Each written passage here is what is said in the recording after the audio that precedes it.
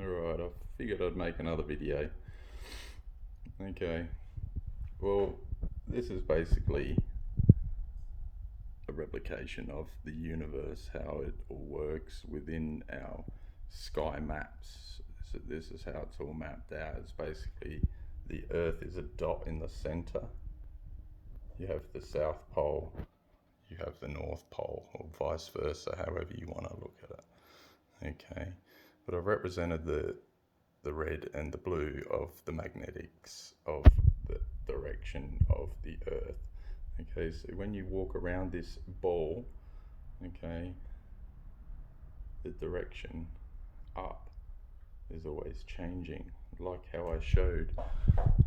If you look at the direction of the gravity line, the horizontal line that we walk upon, okay, that there represents you're standing at the equator. The pole star is at the horizon.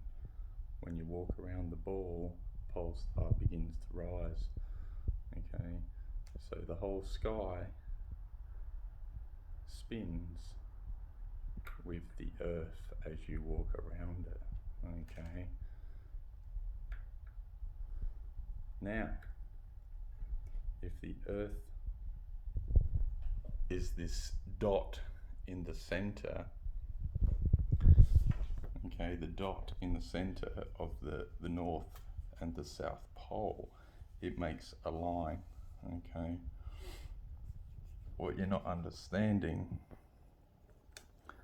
is it basically represents this. Okay, does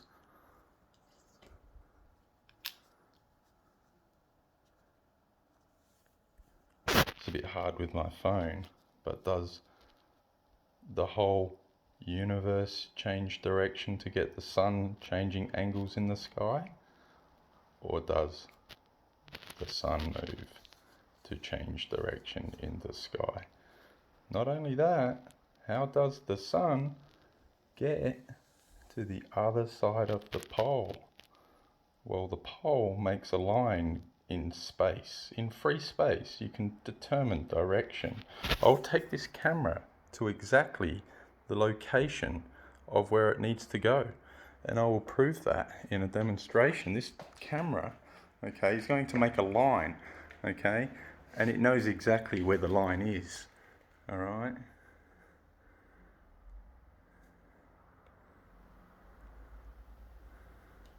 Okay, you see the battery and that battery? Well, guess what? When you're in space, you make a line. If I move in space, guess what happens? The line does not line up no more. So if the Earth is in the center of the line, how does the sun get to the other side of the line? Do you understand that? Now, if I'm looking at the South Pole at 30 degrees, okay, the stars are all in that direction.